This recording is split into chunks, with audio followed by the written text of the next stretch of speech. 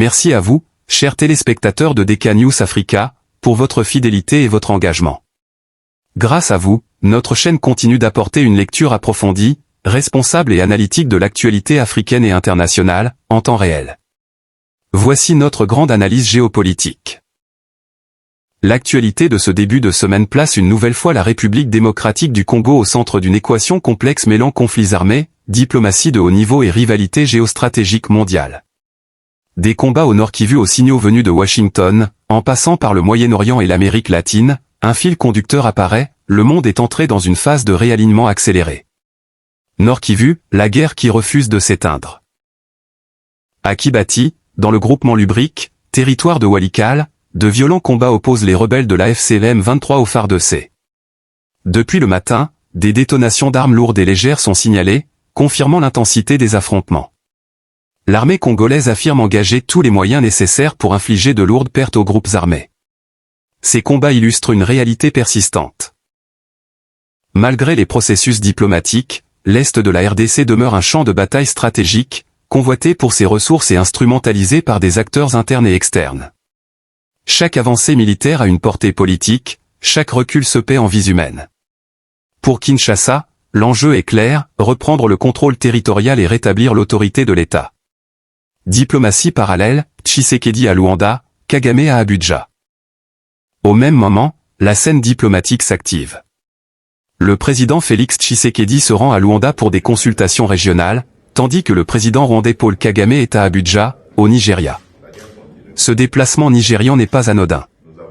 Des informations concordantes évoquent la transmission d'un message ferme en provenance de la Maison-Blanche, par l'intermédiaire des autorités nigérianes. Les États-Unis, après avoir sécurisé des intérêts énergétiques au Venezuela, orientent désormais leur attention vers les minerais stratégiques de la RDC et le cobalt, coltan, lithium indispensable aux industries technologiques et à la transition énergétique. Washington vise un partenariat stratégique direct avec Kinshasa, fondé sur la stabilité et la transparence. Dans cette perspective, toute source d'instabilité régionale devient un obstacle. Le Rwanda, régulièrement accusé d'ingérence à l'est de la RDC, se retrouve sous une pression diplomatique accrue. Un épisode intrigue particulièrement, un communiqué rwandais condamnant l'action américaine au Venezuela a été publié, puis retiré, avant d'être qualifié de « fausse information ». Ce revirement tardif pose question et alimente les hypothèses d'un resserrement du ton américain. Les limites du jeu d'influence à Washington. Après la signature d'un accord de paix à Washington, Kigali aurait tenté de s'appuyer sur certains relais politiques américains pour temporiser, en attendant des recompositions internes au Congrès. Mais le message de la Maison-Blanche semble désormais sans ambiguïté, les engagements doivent être respectés. Toute violation entraîne des conséquences politiques. Ce durcissement révèle un changement d'époque. Les marges de manœuvre diplomatique se réduisent pour ceux qui misaient sur les ambiguïtés géopolitiques. La RDC, de son côté, apparaît comme un partenaire stratégique redevenu central dans les calculs américains. Liberté publique, 2 poids, 2 mesures en Afrique.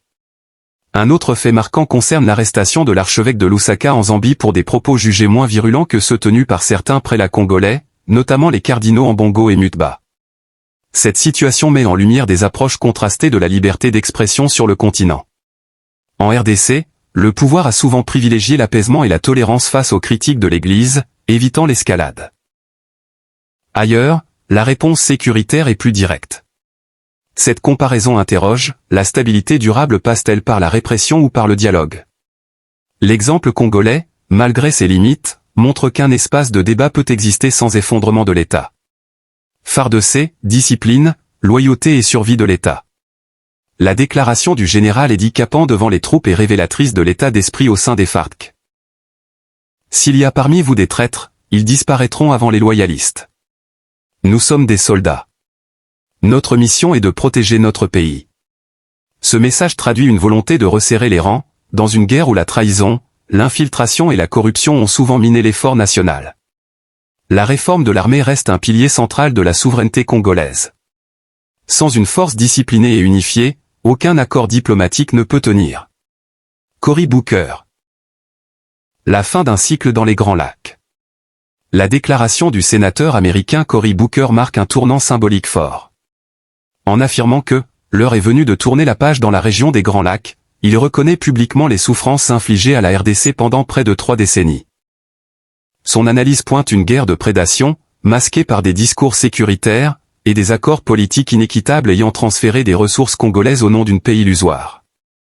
La décision du président Tshisekedi de rompre avec cette logique est présentée comme un acte fondateur. Selon Booker, un nouveau départ est possible. Avec des réformes sérieuses, la RDC pourrait générer jusqu'à 45 milliards de dollars par an, transformant radicalement son économie et restaurant la dignité nationale. Ce discours envoie un signal clair, le soutien international aveugle appartient au passé. Venezuela, quand la chute vient de l'intérieur. La déclaration venue du Venezuela évoquant la livraison d'un dirigeant par ses propres gardes rappelle une constante historique, les régimes s'effondrent souvent par trahison interne. Les alliances bâties sur la peur et les intérêts personnels finissent par se retourner contre leurs auteurs. Moyen-Orient, une escalade aux conséquences globales. Enfin, les bombardements israéliens au Liban, ciblant le sud et l'est du pays après l'ordre d'évacuation de villages, confirment que le Moyen-Orient demeure une zone de haute tension. Les implications dépassent la région, chaque escalade influence les marchés, les alliances et les priorités diplomatiques mondiales. De Walikale à Washington, de Luanda à Tel Aviv, le monde est en mouvement. La RDC se trouve à un carrefour historique, soit elle consolide sa souveraineté par la réforme, la discipline et une diplomatie cohérente, soit elle reste prisonnière de cycles de violence imposés de l'extérieur. L'heure est à la lucidité, à l'unité nationale et à la responsabilité des élites. Merci encore à vous, chers téléspectateurs de DK News Africa, pour votre fidélité. Si cette analyse vous a éclairé, aimez la vidéo, partagez-la, et abonnez-vous à notre chaîne pour ne rien manquer de nos prochaines analyses. Apôtre de Dekibala. Pour protéger juridiction Nabiso. Pour protéger population Nabiso. Pour protéger Mboka Nabiso. Pour ça, je vous félicite. Mais le job n'est pas terminé. Maintenant, nous devons renouveler nos forces au maximum. Engagement na biso na loyauté ezala na maximum. Disponibilité na biso kolanda mibeko ya commandement ezala au maximum. Discipline kati na biso ezala au maximum.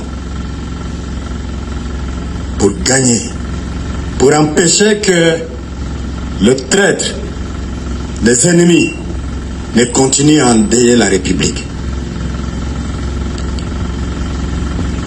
Et l'armée travaille en groupe. Voilà pourquoi Tosangani. Solidarité ezalakati nabino. Soda moko azalakate. Il y a toujours les soldats. Bas soldats et belés. Mon côté. Talatina nalingi. Katina bino. Quelle que soit différence, il y a unité nayo. Aux soldats. Il fait dans le cadre des processus de paix de Washington et de Doha. Donc on n'accuse pas le président João Lourenço d'avoir voulu créer un autre processus. Il ne sort d'aucun processus.